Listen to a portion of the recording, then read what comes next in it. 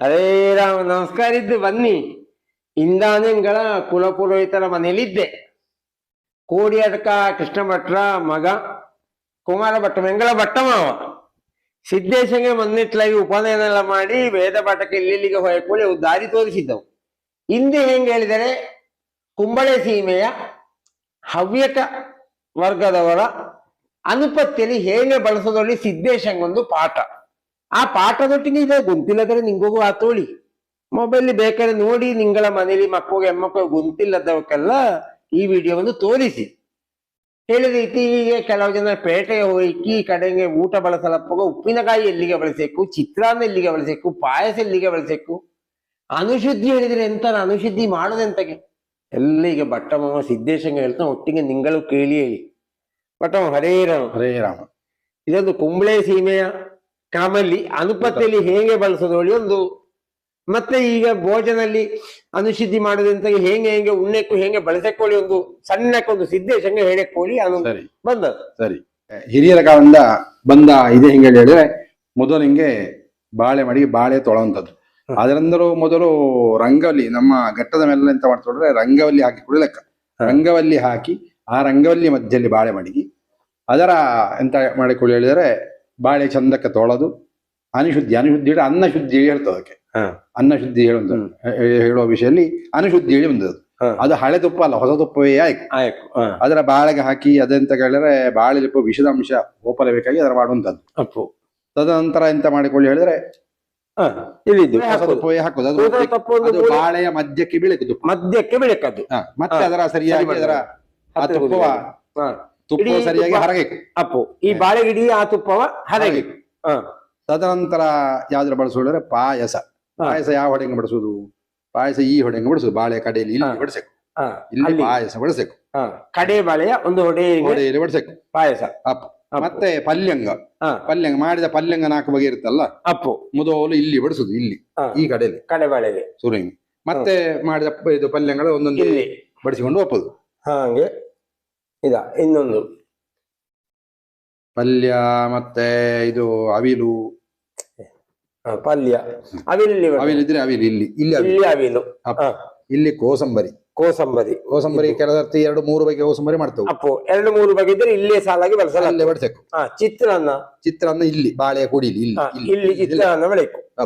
ಇಲ್ಲಿ ಉಪ್ಪಿನಕಾಯಿ 2 ಇದೇ ಜಾಗಲಿ. ಮತ್ತೆ ಪುಳಿಂಜಿ ಗಿಳಿಂಜಿ ಎಲ್ಲ ಇದ್ದರೆ ಇಲ್ಲಿ ಉಪ್ಪಿನಕಾಯಿ ಹಾಕ್ತದೆ. ಮೆಣಸಕಾಯಿ ಹೂವು ಇಲ್ಲಿ ಒಂದು ಕರೆಯಲ್ಲಿ ಬಡಿಸೋದು. ಇಲ್ಲಿ ಅದು 2 ಕ್ರಮ ಇದ್ದು ಇದು ಮೆಣಸಕಾಯಿ ಹೂ ಇಲ್ಲಿ ಬಡಿಸುತ್ತವು, ಈ ಹೊಡೆಯಲ್ಲೇ ಬಡಿಸುತ್ತವು. ಮಧ್ಯದಲ್ಲಿ ಮತ್ತೆ ಅನ್ನ ಬಡಿಸುವಂತದ್ದು. ಇದು ಅನ್ನ ಬಡಿಸಿ ಆದ್ಮೇಲೆ ಅನ್ನದ ಮೇಲೆ ಹಂಗೆ ಪುನಃ ತುಪ್ಪ, ಅದು ಬಲದ ಹೊಡೆಯಲ್ಲಿ ನಿಲ್ಲಕ್ಕೆ ಇಲ್ಲಿಗೆ ಬಳಸಬೇಕು. ಇಲ್ಲಿ ಬಡಿಸಬೇಕು. ಈ ಹೊಡೆಗೆ ತುಪ್ಪ ಬೆಳಕು. ಇಲ್ಲಿ ಅನ್ನ ಇದ್ದು ಹೊಡೆಯಾದ್ರೆ ಈ ಹೊಡೆಗೆ ತುಪ್ಪ ಅನ್ನದ ಮೇಲೆ ಕಾರಂಗೆ ತುಪ್ಪ ಇಡೀ ಹರಗುಲಾಗ ಹಪ್ಪಳ 2 ಹೊಡೆಯಲ್ಲಿ ಹಪ್ಪಳ ಬಡಿಸುದು. ಹಂಗೆ ತುಪ್ಪ ಬಡಿಸಿ ಆದ ಮೇಲೆ ಹಪ್ಪಳ ಬಡಿಸಿಕೊಂಡು ಹೋಯ್ತು. ತುಪ್ಪ ಬಳಸಿ ಆದ ಮೇಲೆ ಹಪ್ಪಳದ ಮೇಲೆ ತುಪ್ಪ ಬೀಳ್ತು. ಸರಿ, ಅದು ಅನ್ನದ ಮೇಲೆ ತುಪ್ಪ ಬೆಳಕ ಪದ್ಧತಿ. ಸರಿ. ಮತ್ತೆ ಕೈ ನೀರು ತೆಗುವಂತ ಪದ್ಧತಿ. ಮೊದಲು ಕೈ ನೀರು ತೆಗೋದು. ಇಷ್ಟೆಲ್ಲ ಬಡಿಸಿ ಆದ ಮತ್ತೆ ಕೈ ನೀರು ತೆಗು. ಅದು ಉಪನಯನದಲ್ಲಿ ಅವನಿಗೆ ಸಿದ್ದೇಶಂಗೆ ಹೇಳಿಕೊಟ್ಟಿದೆ. ಆ ರೀತಿ ಕೈ ನೀರು ತೆಗೆದಾದ ಮೇಲೆ ಮತ್ತೆ ಸುರುವಿಂಗೆ ಬಡಿಸ. ಮತ್ತೆ ಇದು ಪಲ್ಯಗಳ ವಿಚಾರಣೆ ಕುಂಬರಿ ಶುರು ಮಾಡಿದ ಯಾವ್ದ್ರ ಮೊದಲು ನಾವು ಪಾಯಸ ಅಂತ ಶುರು ಮಾಡಬೇಕು. ಪಾಯಸ ಆದ್ಮೇಲೆ ಚಿತ್ರಾನ್ನ ಇದ್ರೆ ಚಿತ್ರಾನ್ನ ಮಾಡಿದ್ರೆ ಚಿತ್ರಾನ್ನ ಎಂಬುದು. ಮತ್ತೆ ಪಲ್ಯಗಳು ಎಂಬಂತದ್ದು. ಅಶನ ತುಪ್ಪ ಬಡಿಸಿದ ಅಶನ ಮಿಕ್ಸ್ ಮಾಡಿ ಪಲ್ಯಗಳೆಂದು ಶುರು ಮಾಡುದು. ಕುಂಬಲೆ ಈ ಹೊಡೆಯಿಂದ ಶುರು ಮಾಡುದು. ಶುರುವಿಂಗ್ ಇಲ್ಲಿ ಈ ಪಲ್ಯ ಯಾವ ಪಲ್ಯ ಮಾಡಿದ್ರೆ ಆ ಪಲ್ಯಗಳ ಉಂಡು ಹೋಗಿ ಮತ್ತೆ ಅವಿಯಲು. ಮತ್ತೆ ಅದಾದ್ಮೇಲೆ ಪುನಃ ಪಲ್ಯಗಳ ವಿಚಾರಣೆ. ಪಲ್ಯಗಳ ವಿಚಾರಣೆ ಮಾಡುವ ಒಂದು ಕ್ರಮ ಇದ್ದಿದೆ. ಅದು ಆದ ಮೇಲೆ ಸಾರು. ಮತ್ತೆ ಅನ್ನದ ಮೇಲೆ ಹಂಗೆ ಸಾರು ಬಡಿಸಕ್ಕಂಥದ್ದು. ಸಾರು ಇಲ್ಲಿ ಅನ್ನವ ಚೂರು ಅತ್ಲಾಗಿ ಸೈಡಿಂಗ್ ಮಾಡಿ ಇಲ್ಲಿ ಸಾರು ಬೇರೆ ಸಾರು ಲೆಕ್ಕದ್ದು. ಇಲ್ಲಿ ಅನ್ನ ಇದ್ದರೆ ಚೂರು ಅನ್ನ ಮಾತ್ರ ಹೇಳೋದು. ಚೂರು ಅನ್ನ ಪೂರಾದ ಮಿಕ್ಸ್ ಮಾಡ್ಲಾಗ ಇದು ಮೊದಲು ಅನ್ನ ರಜ್ಜ ಬದಿಗೆ ಮಾಡಿ ರಜ್ಜಾಶನ ಇಟ್ಲಂಗೆ ಮಾಡಿ ಅದಕ್ಕೆ ಸಾರು ಹಾಕಿ ಒಂದು ಉಂಬಂತದ್ದು. ಮತ್ತೆ ಸಾರು ವಿಚಾರಣೆ. ಮತ್ತೆ ಅದಾದ ಮೇಲೆ ಸಾಂಬಾರು. ಅದಾದ ಮತ್ತೆ ಸಾಂಬಾರು ಹೇಳಿದ್ದೇವೆ. ಅದಾದ ಮತ್ತೆ 2ನೇ ಸಾಂಬಾರು. ಸಾಂಬಾರಾದ ಮೇಲೆ ಮತ್ತೆ ಸಾಂಬಾರು 2 ಸತಿ ಅನ್ನ ಬತ್ತು. ಅದೆಲ್ಲ ಆದ್ಮೇಲೆ ಮತ್ತೆ ಕುಂಬಳೆ ಸೀಮೆ ಕ್ರಮ ಅಂತ ಮೊದಲು ಇದು ಎಂತರ ಹುಳಿ ಹೇಳಿದ್ರೆ ಮೇಲರ ಸಾಂಬಾರು ಆದ ಮತ್ತೆ ಮೇಲಾರ ಮೇಲಾರ ಒಂದು ಬೆಲೆ. ಸತಿ ಮೇಲಾರ ಆದ ಮೇಲೆ ಹಾ. ಮತ್ತೆ ಪಾಯಸ. ಹಾ, ಒಂದು ಸತಿ ಮೇಲಾರ ಆದ ಮತ್ತೆ ಪಾಯಸ ಪಾಯಸ ಹೆಸರು ಮಾಡಿ ಕುಂಬಳಿ ಸೀಮೆ ಕ್ರಮ ಅದು. ಅಪ್ಪು. ಅದು ಕೆಲವು ಸೀಮೆಗಳಲ್ಲಿ ಕೆಲವು ಕ್ರಮಾಂಗ ಇತ್ತು. ಕುಂಬಳಿ ಸೀಮೆಲೆ ಮೊದಲು ಮೇಲಾರ ಆದ ಮೇಲೆ ಪಾಯಸ. ಪಾಯಸ. ಹಾ ಹಾ, ಇದೆ ಒಂದೈದು ಜಾಗ ಖಾಲಿ ಮಾಡುವ, ಹಪ್ಪಳ ಎಲ್ಲ ಹೋತು ಮುಗಿದತ್ತು ಈಗ. ಹಾ, ಮತ್ತೆ ಪಾಯಸ. ಇನ್ನೆರಡನೇ ಪಾಯಸ ಅಲ್ಲಿಗೆ ಬಳಸೋದು. ಅಪ್ಪು ಮಧ್ಯಕ್ಕೆ ಪಾಯಸ. ಹಾ, ಪಾಯಸ. ಪಾಯಸ ಆದ ನಂತರ ಹಾ ಸ್ವೀಟ್ ಎಂತ ಮಾಡ್ತವು ಹಾ ನಾವು ಮನೆಗಳೆಲ್ಲ ಸ್ವೀಟ್ ಯಾವ್ದು ಮಾಡ್ತವು? ಹಾ, ಹೋಳಿಗೆ, ಲಾಡು, ಜಿಲೇಬಿ. ಪಾಯಸ ಇದು ಪಾಯಸ ಸ್ವೀಟ್ ಉಂಟಾದ ಮತ್ತೆ ಇಲ್ಲಿಗೆ ಒಂದು ಹೋಳಿಗೆ, ಬಳಸೋದು. ಅಲ್ಲದ್ರೆ ಲಾಡು, ಅಲ್ಲದ್ರೆ ಸಾಟು ಎಂತೆಲ್ಲ ಇದ್ದು ಅದರ ಬಡಿಸುವಂತದ್ದು. ಇದೇ ಜಾಗ ಇಲ್ಲಿ ಬಳಸೋದು. ಅಪ್ಪು ಬಳಸಿಕ್ಕೆ ಎರಡೇ ವಿಚಾರಣೆ ಮಾಡಿ ವಿಚಾರಣೆ ಮಾಡುವಂಥದ್ದು. ಅದೇ ರೀತಿ ವಿಚಾರಣೆ ಮಾಡುವಂಥದ್ದು. ಅಪ್ಪು.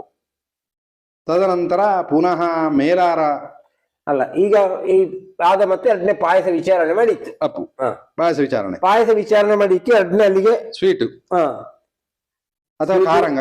ಅದೇ ಖಾರ.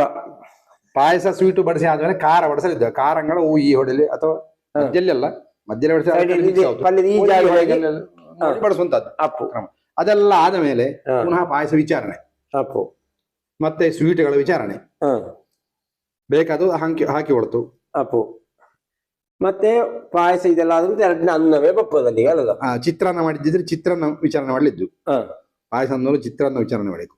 ಚಿತ್ರಾನ್ನ ವಿಚಾರಣೆ ಮಾಡಲಾದ ಮತ್ತೆ ಮತ್ತೆ ಪುನಃ ಎಂತ ಹೇಳಿದ್ರೆ ಮೇಲಾರ ಪುನಃ ವಿಚಾರಣೆ ಲೆಕ್ಕಲ್ಲಿ ಅನ್ನ ಇಲ್ಲಿದ್ದು ಅನ್ನ ಮತ್ತೆ ಕಾಯಿ ಹುಳಿ ಎರಡನೇ. ಕಾಯಿ ಹುಳಿ ಆದ ನಂತರ ಪುನಃ ಮಜ್ಜಿಗೆಗೆ ಅನ್ನ ಬರೇಕು. ಅನ್ನ ಬಡಿಸಿ ಆದ್ಮೇಲೆ ಮಜ್ಜಿಗೆ ಹೊಡಿಸುವಂತದ್ದು ಲಾಸ್ಟ್ನದ್ದು. ಮತ್ತೆ ಅದಕ್ಕೆ ಮಿಕ್ಸ್ ಮಾಡ್ಲೇಬೇಕಾದ್ರೆ ಉಪ್ಪಿನಕಾಯಿ ಅಲ್ಲಿ ವಿಚಾರಣೆ ಮಾಡಬೇಕು ಎರಡನೇ ಮಾಡಿಕೊಂಬಂತದ್ದು. ಹಂಗೆ ಆ ರೀತಿ ನಮ್ಮ ಹವ್ಯಕರ ಊಟದ ಪದ್ಧತಿ ಕುಂಬಳಿ ಸೀಮೆ ಕ್ರಮ ಹಂಗೆ ಹೋಯ್ತು. ಅಪ್ಪು.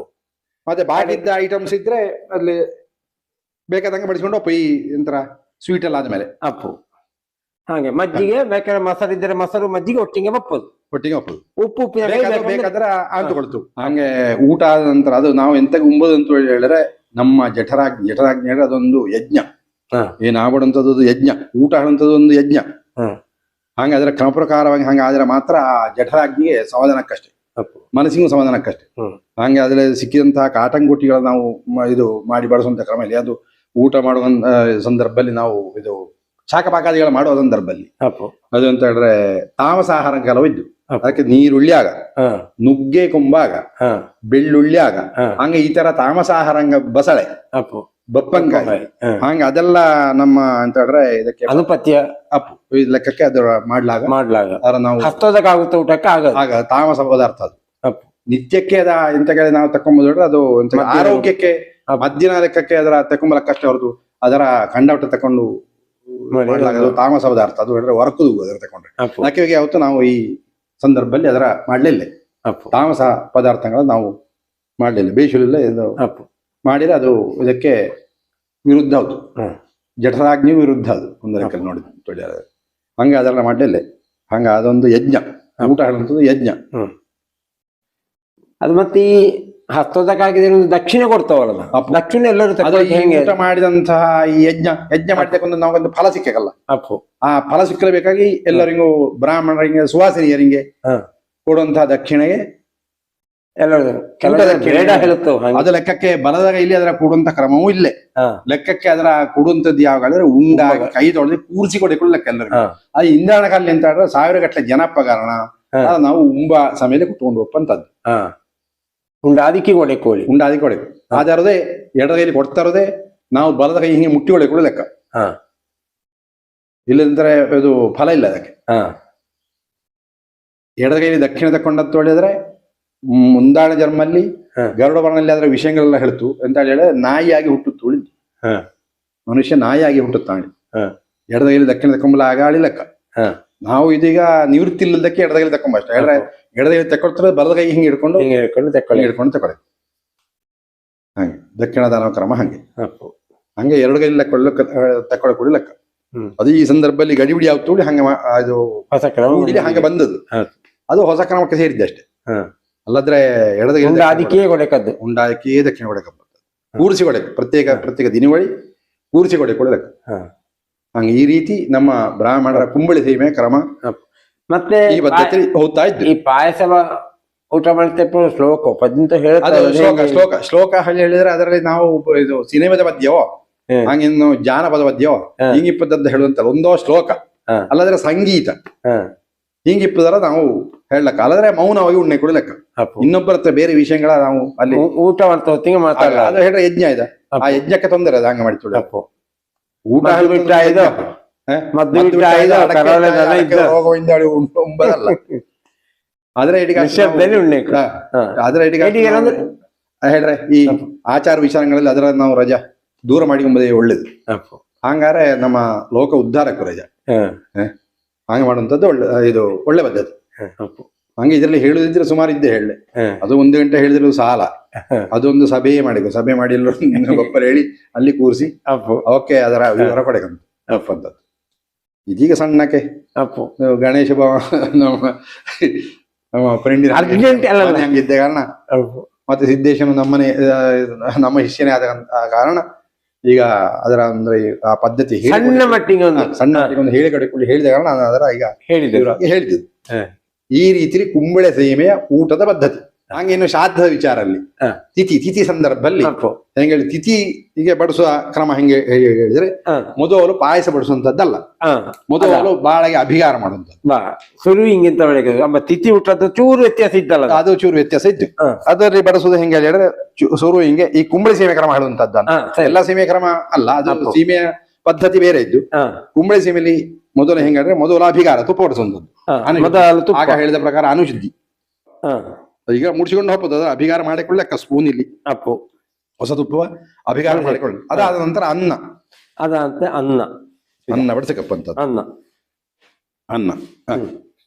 ಅನ್ನ ಆದ ಮೇಲೆ ಮತ್ತೆ ಸೂಪ ಹಿಡಿದ್ರೆ ತೋವೆ ಓ ಇಲ್ಲಿ ಅನ್ನದ ಸೈಡ್ ಇಲ್ಲಿ ಇಲ್ಲಿ ತೋವೆ ಬಡಿಸಕಂಪಂತ ತೋವೆ ಆದ ಕೂಡಲೇ ಅನ್ನದ ಮೇಲೆ ತುಪ್ಪ ತೋವೆ ಆದ ಮತ್ತೆ ತುಪ್ಪ ಇನ್ನೊಂದು ತುಪ್ಪ ಅನ್ನದ ಮೇಲಂತೂ ತುಪ್ಪ ಬಡಿಸಕ ಮತ್ತೆ ತಂಬುಳಿ ಈ ಅನ್ನದ ಬಲಭಾಗಲ್ಲಿ ಸೈಡ್ ಬಡಿಸಬೇಕು ಇಲ್ಲಿ ಸರಿ ತಂಬುಳಿ ಬೆಳೆಸಕ್ಕಲ್ಲಿ ಅನ್ನ ಸೂಪ ಮತ್ತೆ ಭಕ್ಷ್ಯ ಪಾಯಸ ಮೊದಲು ಪಾಯಸ ಸ್ವೀಟಿನ ಲೆಕ್ಕಲ್ಲಿ ಪಾಯಸ ಬಡಿಸಕ್ಕೆ ಮೊದಲು ಇಲ್ಲಿ ಮತ್ತೆ ಪಾಯಸ ಮತ್ತೆ ಇದು ಒಂಥರ ಸಾಸವೆ ಮತ್ತೆ ಬೆಳೆಸಕ್ಕದೆ ಓ ಇಲ್ಲಿ ಬಡಿಸುವಂತದ್ದು ಅಥವಾ ಇಲ್ಲಿ ಬಡಿಸುವಂತದ್ದು ಇನ್ನು ಮತ್ತೆ ಪಲ್ಯಂಗ 3 ಬಗೆ ಪಲ್ಯ ಮಾಡ್ತೀವಿ ನಾವು ಶ್ರಾದ್ದದಲ್ಲಿ ತಿಥಿಗಳೆಲ್ಲ 3 ಬಗೆ ಪಲ್ಯ ಮಾಡ್ತು 3 ಬಗೆ ಪಲ್ಯಗಳು ಬಡಿಸುವಂತದ್ದು ಈಗೆಲ್ಲ ಒಂದೇ ಪಲ್ಯ ಮಾಡಿದ್ದೆವು ಅದಕ್ಕೆ ಇಂತ ಇಲ್ಲೇ ಒಂದು ಪಲ್ಯ ಆದ್ರೆ ಮೆಣಸಕಾಯಿ ಮತ್ತೆ ಮೆಣಸುಕಾಯಿ ಇಲ್ಲಿ ಕೊಡಿಲಿ ಉಪ್ಪಿನಕಾಯಿ ಉಪ್ಪಿನಕಾಯಿಗೆ ಜಾಗ ಇಲ್ಲಿ ಅದು ತಿಥಿಗೆ ವ್ಯತ್ಯಾಸ ತಿಥಿಗೆ ಚಿತ್ರಾನ್ನ ಚಿತ್ರಾನ್ನ ಮಾಡುವ ಕ್ರಮ ಇದ್ದು ಕೆಲವು ಪದ್ಧತಿ ಅದು ಚಿತ್ರಾನ್ನ ಇಲ್ಲಿಯೇ ಬಳಸೋದು ಕೋಸಂಬರಿ ಮಾಡುವ ಕ್ರಮ ಇದ್ದು ಕೆಲವು ಅದನ್ನು ಬಳಸಲ್ಲ ಅಲ್ಲಿ ಬಳಸಲ್ಲ ಆದ್ರೆ ಪದ್ಧತಿ ಬೇರೆ ಈ ಪೂರ್ವ ಹೇಳಿದ್ರೆ ಪೂಜಾದಿ ಕಾರ್ಯಕ್ರಮಗಳಲ್ಲಿ ಆಗ ಹೇಳಿದಂಗೆ ಆ ರೀತಿ ಬಡಿಸುದು ಇದು ಶ್ರಾದ್ದ ತಿಥಿ ಅವಿಲು ಮಾಡ್ತಾರೆ ಇಲ್ಲಿ ಬಡಿಸುವಂತದ್ದು ಕೆಲ ಜನ 2 ಪಲ್ಯ ಮಾಡಿ ಅವಿಲು ಮಾಡ್ತವೆ 3 ಬಗೆ ಆಯ್ಕೊಳ್ಳಿ ಲೆಕ್ಕಲ್ಲಿ ಹಂಗೆ ಅವಿರು ಈ ಹೊಡಿಲಿ ಅವಿಲಿನ ಹತ್ತಿರ ಮೆಣಸಕಾಯಿ ಮತ್ತೆ ಕಜ್ಜಾಯಂಗ ಸುಟ್ಟವು ವಡೆ ಸುಟ್ಟವೆಲ್ಲ ಅದು ಎಡದ ಹೊಡೆದು ಬಡಿಸುವಂತದ್ದು ಇಲ್ಲಿ ಚಿತ್ರಾನ್ನದ ಹತ್ರ ಚಿತ್ರಾನ್ನ ಮೇಲೆ ವಡೆ ಸುಟ್ಟವೆಲ್ಲ ಅಲ್ಲಿ ಮಾಡಬೇಕು ಸ್ವೀಟ್ ಅಲ್ಲಿ ಬಡಿಸುವಂತದ್ದು ಹಪ್ಪಳದು ಅದೇ ಹೊಡೆಲಿ ಬಡಿಸುವಂತದ್ದು ಇಲ್ಲಿ ಈ ರೀತಿ ಅಂತ ಹೇಳಿದ್ರೆ ಶ್ರಾದ್ದ ಚೂರು ವ್ಯತ್ಯಾಸ ಶ್ರಾದ್ದ ಅಥವಾ ಅಷ್ಟಗ ಶ್ರಾದ್ದ ಹೇಳ್ತು ಅದರಲ್ಲಿಯೂ ಅದೇ ಇದೇ ರೀತಿ ಬಡಿಸುವಂತದ್ದು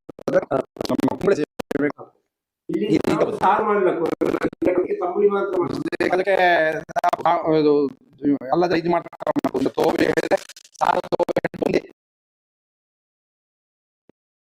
ಸಾರು ಸಾಂಬಾರು ಅನ್ನ ಪಪ್ಪುಗಳು ಬೆಳೆಸಿ ಮತ್ತೆ ಹಂಗೆ ಆ ರೀತಿ ಅಥವಾ ತಂಬುಳಿ ಬಿಡಿಸಲು ಇಲ್ಲಿಗ ಸಾರು ಅಥವಾ ತೋವೆ ಹೇಳುವಂತದ್ದು ಮಾಡದಿರುವುದೇ ತಂಬುಳಿ ಹೇಳುವಂತದ್ದು ವಿಷಯ ಇದೆ ತಂಬುಳಿ ಅಡಿಗೆಗೆ ಮೆಣಸು ಇದು ಒಳ್ಳೆ ಮೆಣಸು ಹಾಕಿ ಅಡಿಗೆ ಮಾಡಿಕೊಳ್ಳು ಲೆಕ್ಕ ನಮ್ಮ ಮನೆಯಲ್ಲಿ ಒಳ್ಳೆ ಮೆಣಸು ಹಾಕಿ ಅಡಿಗೆ ಮಾಡಿಕೊಳ್ಳು ಲೆಕ್ಕ ಈ ಮೆಣಸುಗಳ ಹಾಕಿ ಯಾವುದೇ ಅಡಿಗೆ ಮಾಡಿ ಅಥವಾ ದೇವರಿಗೆ ನೈವೇದ್ಯ ಮಾಡ್ತಾರೆ ಅದ್ರ ಬಡಿಸಲು ಆಗಲ್ಲ ಲೆಕ್ಕ ಅಪ್ಪು. ಈಗ ಒಟ್ಟರಸಿ ಎಲ್ಲ ಮಾಡಿದ್ರೆ ಎಲ್ಲ ಬಡಿಸೋದಂತ ಕ್ರಮ ಬೈಲು ಹಾ. ಅಲ್ಲದ್ರೆ ಸ್ವೀಟ್ಗಳು ಮಾತ್ರ ಬಡಿಸಕ್ಕೆ ಅಂತ ದೇವರಿಗೆ ಉಪ್ಪು ಹಾಕಿದಿರ ಅಡಿಗೆ ಬಳಸಲಿಲ್ಲ. ಮಾಡಿದಿರ ಬಡಿಸಲಾಗದೆ ಲೆಕ್ಕ. ಅಪ್ಪು. ಆ ಪಿತೃಗಳಿಗೂ ಆಗ ಅಪ್ಪು. ಲೆಕ್ಕಕ್ಕೆ ಆರಿಂಗೂ ಆಗ. ಅಪ್ಪು. ಅದೀಗ ಇದು ಮೊದಲಿಂದ್ರೆ ಹಂಗೆ ಬೈಂದು ಹಂಗೆ ಮಾಡ್ತಾ ಇದ್ದು ನಾವೀಗ. ಅಪ್ಪು. ಹಂಗೆ ಅದರ ಅಡಿಗೆ ಪದ್ಧತಿ ಅಂತ ಹೇಳಿದ್ರೆ ಒಳ್ಳೆ ಮೆಣಸು ಹಾಕಿ ಮಾಡುವಂತ ಅಡಿಗೆ ಕೆಲ್ ಅಬ್ಬ. ಉಪ್ಪು ಹಾಕಲಿಲ್ಲ. ಇಲ್ಲ ಈ ಚಾತುರ್ಮಾಸ್ಯ ಕ್ರಮದಲ್ಲಿ ಹೆಂಗೆ ಮಾಡ್ತೋ ಆ ರೀತಿ ಅಡಿಗೆ ಆಗಿ ಒಳ್ಳೆ ಸಾಧ್ಯಗಳಲ್ಲೆಲ್ಲ ಅಪ್ಪು. ಹಂಗಾರೆ ಪಿತೃತೃಪ್ತಿ ಆಗ್ತು ಲೆಕ್ಕ. ಅಪ್ಪು. ಹಾಗೆ ಈ ರೀತಿ ಇದು ಮಾಡಿದ ಶಾಖಪಾಕಾದಿಗಳ ಬಡಿಸುವಂತ ಪದ್ಧತಿ ಅಪ್ಪು. ನಮ್ಮ ಇಲ್ಲಿ ಕುಂಬಳಸಿಬಿಲಿ ಬಂದಂಥದ್ದು. ಅಪ್ಪು. ಈಗ ಅನ್ನ ಬ್ರಹ್ಮ ಚಾತುರ್ಮಾಸಲ್ಲಿ ವಿಶೇಷವಾಗಿ ಇದ್ದು ಇದ್ದು ಹಾಗೆ ಕೆಲವು ಮಕ್ಕಳಿದೆ ಅದರಲ್ಲೂ ಇದೇ ರೀತಿ ಇದೆ. ಅಪ್ಪು. ಅದರಲ್ಲೂ ಇದೇ ರೀತಿ ಒಪ್ಪಂತದ್ದು. ಹಾ. ಅದರಲ್ಲಿ ಎಂತ ಹೇಳಿದ್ರೆ ಶಾಖಪಾಕದ ವೈಶಿಷ್ಟ್ಯಗಳೇ ಇಪ್ಪಂತದ್ದು. ಅಪ್ಪು. ಹಂಗೆ ಯಾವ ರೀತಿ ಮುನ್ನೆಕು ಯಾವ ರೀತಿ ಬಡಿಸೆಕು ಹೇಳುವಂತ ವಿಷಯವೇ ಅದರಲ್ಲಿ ಒಪ್ಪಂತದ್ದು. ಅಪ್ಪು. ಹಂಗೆ ನಮ್ಮ ಗುರುಗ ಒಳ್ಳೆ ಇದರಲ್ಲಿ ಅದರ ಈಗ ವ್ಯವಸ್ಥೆ. ಒಳ್ಳೆ ಹೆಸರು ಹಾಕಿ ಒಂದು ವ್ಯವಸ್ಥೆ, ಚಾತುರ್ಮಾಸ ಇದು ಊರವಕ್ಕೆ ಇದು ಅಂತ ಹೇಳಿದ್ರೆ ಗ್ರಂಥಾಲಯದಲ್ಲಿ. ಹಂಗೆ ಅದರ ಇದು ಅಳವಡಿಸಿದ್ದು ಬಹಳ ಸಂತೋಷದ ವಿಷಯ. ಅಪ್ಪು. ಹಂಗೆ ಅವರ ಆಶೀರ್ವಾದ ಎಲ್ಲರಿಗೂ ಇರಲಿ ಹೇಳಿ ಹ. ನಮ್ಮ ಒಂದು ಪ್ರಾರ್ಥನೆ ಅಪ್ಪು. ಗುರುಗಳ ಹತ್ರ. ನಮಗಿದ ಊಟ ಬಳಸದಂಗೆ ಹೆಂಗೆ ಉಣ್ಣೆ ಕೋಳಿ ಒಂದು ಸಣ್ಣಕ್ಕೆ ಮಾಹಿತಿ ಹೇಳಿದ್ದ ಆತ ಕಾಮ ಹೇಳ